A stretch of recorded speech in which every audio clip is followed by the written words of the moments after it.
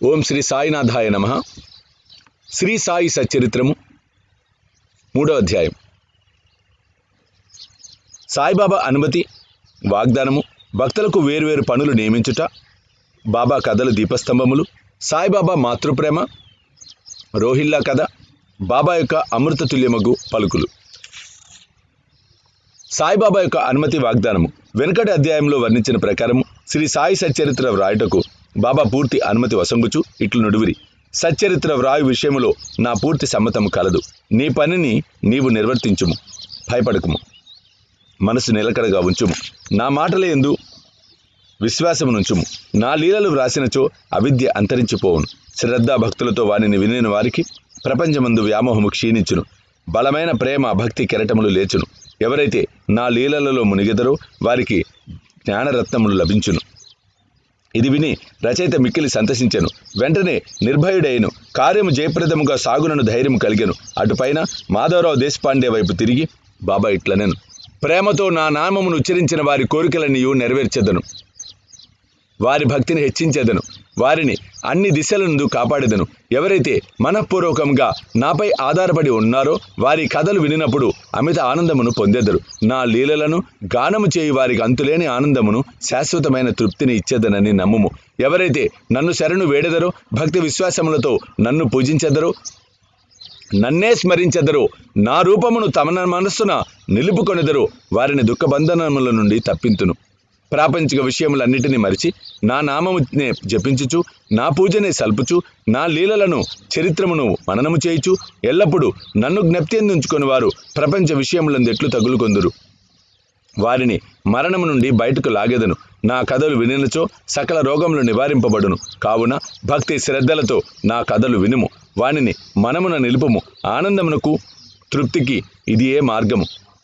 నా భక్తుల యొక్క గర్వాహంకారములు నిష్క్రమించును.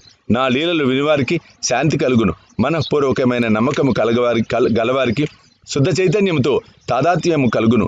సాయి సాయి సాయి అను నా నామమును జ్ఞప్తియందుంచుకున్నంత మాత్రమున చెడు పలుకుట వలన, చెడు వినుట వలన కలుగు పాపములు తొలగిపోవును. భక్తులకు వేర్వేరు పనులు నియమించుట. భగవంతుడు వేర్వేరు భక్తులను వేర్వేరు పనులకు నియమించును. కొందరు దేవాలయములు, మఠములు, తీర్థములలో, నది ఒడ్డున మెట్లు మొదలగునవి నిర్మించుటకు నియమితులగుదురు. భగవంతుని లీలలను పాడుటకు కొందరు తీర్థయాత్రలకు పోవుదురు. సచ్చరిత్ర రచన నాకు నియమింపబడినది. విషయ జ్ఞానం శూన్యమగుడిచే ఈ పని నాకు అర్హతకు మించినది అయినచో ఇంత కఠినమైన పనిని నేనెందుకు ఆమోదించవలెను? సాయిబాబా జీవిత చరిత్రను వర్ణించగలవారెవరు? సాయి యొక్క కరుణయే ఇంత కఠిన కార్యమును నెరవేర్చు శక్తిని నాకు ప్రసాదించినది. నేను చేత కలము పట్టుకొనగానే సాయిబాబా నా అహంకారమును హరించి వారి కథలను వారే వ్రాసుకొనిరి. కనుక ఈ గ్రంథం రచించిన గౌరవము సాయిబాబాకే చెందును, కానీ నాకు కాదు. బ్రాహ్మణుడనై పుట్టినప్పటికీ శృతి స్మృతి అను 2 కన్నులు లేకుండాచే సాయి సచ్చరిత్రను నేను రాయలేకుంటుని. కానీ భగవంతుని అనుగ్రహము మూగవాణిని మాట్లాడునట్లు చేయును, కుంటివాణిని పర్వతము దాటినట్లు చేయును. తన ఇచ్చానుసారము పనులు నెరవేర్చుకుని చాతుర్యము ఆ భగవంతునికే కలదు. హార్మోనియంకు గాని వేణువుకు గాని ధ్వనులు ఎట్లు వచ్చుచున్నవో తెలియదు, అది వాయించువానికే తెలియను. చంద్రకాంతము ద్రవించుట, సముద్రం ఉప్పొంగుట వీటి వల్ల జరగవు, అవి చంద్రోదయం వల్ల జరుగును. బాబా కథలు దీపస్తంభములు. సముద్ర మధ్యమునందు దీపస్తంభములుండును. పడవలపై పోరువారు ఆ వెలుతురులో రాళ్ళు రప్పల వల్ల కలుగు హానులను తప్పించుకొని సురక్షితముగా ప్రయాణితురు. ప్రపంచమును మహాసముద్రములో బాబా కథలు దీపములు దారి చూపును. అవి అమృతము కంటే తీయగా ఉండి ప్రపంచయాత్ర చేయు మార్గమును సులభము చేయును, సుగమము చేయును. యోగేశ్వరుల కథలు పవిత్రములు. అవి మన చెవుల ద్వారా హృదయమునందు ప్రవేశించినప్పుడు శరీర స్పృహయు, అహంకారమును, ద్వంద్వ స్వభావములను నిష్క్రమించును. మన హృదయమందు నిల్వ ఉండిన సందేహములు పటాపంచలైపోవును. శరీర గర్భము మాయమైపోయి కావలసినంత జ్ఞానము నిల్వ చేయబడును. శ్రీ సాయిబాబా కీర్తి వర్ణనలను ప్రేమతో పాడిన గాని వినిన గాని భక్తుల పాపములు పటాపంచలగును. కాబట్టి అవియే మోక్షమునకు సులభ సాధనములు. కృతయుగములో శమధమములు, త్రేతాయుగములో యాగము, ద్వాపరయుగములో పూజ, కలియుగములో భగవన్ మహిమలను నామములను పాడుట మోక్ష మార్గములు. 4 వర్ణముల వారు ఈ చివరి సాధనమును అవలంబించవచ్చును. తక్కిన సాధనములు అనగా యోగము, యాగము, ధ్యానము, ధారణము అవలంబించుట కష్టతరము. కానీ భగవంతుని కీర్తిని మహిమను పాడుట అతి సులభము. మన మనస్సును మాత్రము అటువైపు తిప్పవలేను. భగవత్ కథలు వినుట వలన, పాడుట వలన దేహ అభిమానము తొలగిపోవును. అది భక్తులను నిర్మోహులుగా చేసి తుదకు ఆత్మసాక్షాత్కారము పొందినట్లు చేయును. ఈ కారణము చేతనే సాయిబాబా నాకు సహాయపడి నాచే ఈ సచ్చరితామృతమును వ్రాయించెను. భక్తులు దాన్ని సులభముగా చదవగలరు, వినగలరు. చదువునప్పుడు, విడినప్పుడు బాబాను ధ్యానించవచ్చును. వారి స్వరూపమును మనసునందు మననం చేసుకునవచ్చును. ఈ ప్రకారముగా గురువునందు తదుపరి భగవంతుని యందు భక్తి కలుగును. తుదకు ప్రపంచమునందు విరక్తి పొంది ఆత్మ సాక్షాత్కారం సంపాదించుకోవచ్చును. సచ్చరితామృతము రాయుట, తయారు చేయుట బాబా యొక్క కటాక్షము చేతనే సిద్ధించినవి. నేను నిమిత్త మాత్రుడుగానే ఉంటుని. సాయిబాబా యొక్క మాతృప్రేమ.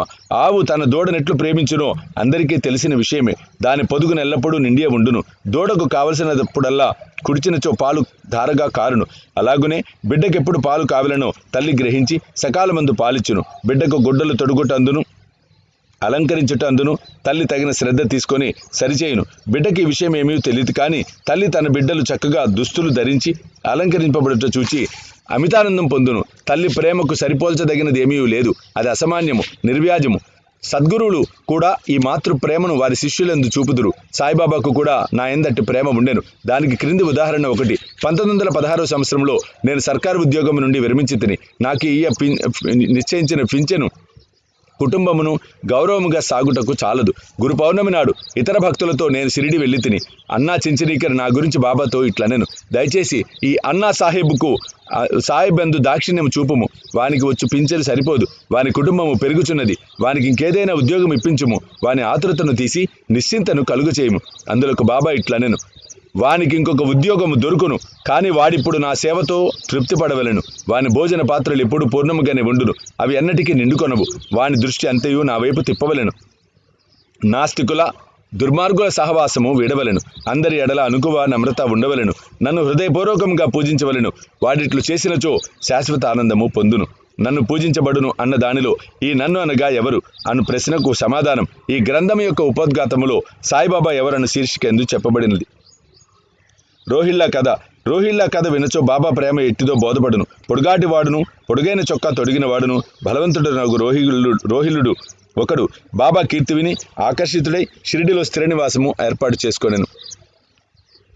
రాత్రింబవళ్ళు ఖురానులోని కల్మాను చదువుచు అల్లాహు అక్బర్ అని ఆంబోతు రంకివేయినట్లు బిగ్గరగా అరుచుచుండెను.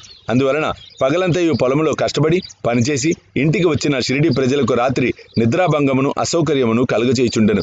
కొన్నాళ్ల వరకు వారు దీనిని నోర్చుగనిరి. తుదక బాధ నొరవలేక బాబా వద్దకేగి రోహిల్లా అరుపులు నాపుమని బతిమిలారిరి. వారి ఫిర్యాదును వినకపోవటే కాక వారిపై కోపించి వారి పనులు వారు చూచుకొనవలసినదే కానీ రోహిల్లా జోలికి పోవద్దని మందలించితిరి. రోహిల్లాకు ఒక దౌర్భాగ్యపు భార్య కలదని, ఆమె గయ్యాలిదనియు, ఆమె వచ్చి రోహిల్లాను తను బాధ పెట్టుచున్నదనియు రోహిల్లా ప్రార్థనలు విని ఆమె ఏమీ చేయలేక ఊరక ఉండునని బాబా చెప్పాను. నిజంగా రోహిల్లాకు భార్య లేదు. భార్య అనగా దుర్బుద్ధనియు బాబా భావము. బాబాకు అన్నిటికంటే దైవ ప్రార్థనలందు మికుటమగు ప్రేమ. అందుచే రోహిల్లా తరఫున వాదించి ఊరిలోని వారిని ఓపికతో నోర్చుకొని ఆ అసౌకర్యమును సహింపవలసినదని అది త్వరలో తగ్గునని బాబా బుద్ధి చెప్పాను. బాబా యొక్క అమృత తుల్యమగ్గు పలుకులు. ఒకనాడు మధ్యాహ్న హారతైన పిమ్మట భక్తులందరూ తమ తమ బసలకు పోవుచుండిరి. అప్పుడు వారికి బాబా ఈ క్రింది చక్కని ఉపదేశమిచ్చితిరి. మీరెక్కడ ఉన్నను, ఏమి చేయుచున్నను నాకు బాగా తెలుసునని జ్ఞాపకముంచుకొనుడు. నేను అందరి హృదయములను పాలించువాడను, అందరి హృదయములలో నివసించువాడను. నేను ప్రపంచమందుగల చరాచర జీవకోటి యందు ఆవరించి ఉన్నాను. ఈ జగత్తును నడిపించువాడను, సూత్రధారిని నేనే జగన్మాతను, త్రిగుణముల సామరస్యమును నేనే, ఇంద్రియ చాలకుడను నేనే, సృష్టి స్థితి లయ కారకుడను నేనే. ఎవరైతే తమ దృష్టిని నా వైపు త్రిప్పెదరో వారికి ఏ హాని కానీ బాధ కానీ కలుగదు. నన్ను మరిచిన వారిని మాయ శిక్షించును. పురుగులు, చీమలు తదితర దృశ్యమాన చరాచర జీవకోటి అంతయు నా శరీరమే, నా రూపమే. ఈ చక్కని అమూల్యమైన మాటలు విని వెంటనే నా మనసులో ఏ నౌకరి కొరకు యత్నించక గురుసేవలో నిమగ్నమగుటకు నిశ్చయించుకుంటుంది. కానీ అన్నా చించనీకర్ ప్రశ్నకు బాబా చెప్పిన సమాధానము నా మనసందు ఉండెను. అది జరుగునా లేదా అని సందేహము కలుగుచుండెను. భవిష్యత్తులో బాబా పలికిన పలుకులు సత్యములై నాకు ఒక సర్కారు ఉద్యోగం దొరికాను. కానీ అది కొద్ది కాలం వరకే. అటు పిమ్మట వేరే పని చేసేది ఏదీ చేయక శ్రీ సాయి సేవకు నా జీవితం అంతయు సమర్పించి తిని. ఈ అధ్యాయంను ముగించబో ముందు చదువరులకు నేను చెప్పినదేమన్నా, బద్ధకము, నిద్ర, చెంచల మనస్సు, దేహాభిమానము మొదలగు వాణిని విడిచి వారు తమ యావత్ దృష్టిని బాబా కథల వైపు త్రిప్పవలెను. వారి ప్రేమ సహజముగా ఉండవలెను. వారి భక్తి యొక్క రహస్యమును తెలుసుకొందురుగాక. ఇతర మార్గములను అవలంబించి అనవసరముగా అలసిపోవద్దు. అందరూ ఒకే మార్గమును త్రొక్కుదురుగాక. అనగా శ్రీ సాయి కథలను విందురుగాక. వారి అజ్ఞానమును నశింపచేయును. ఇది వారి అజ్ఞానమును నశింపచేయను, మోక్షమును సంపాదించి పెట్టును. లోబి ఎక్కడ ఉన్నప్పటికీ వాని మనసు తాను పాతిపెట్టిన సొత్తు ఎందే ఉండునట్లు బాబాను కూడా ఎల్లరూ తమ హృదయములందు స్థాపించుకొందురుగాక. 3వ అధ్యాయం సంపూర్ణము. శ్రీ సాయినాథార్పణమస్తు. శుభం భవతు.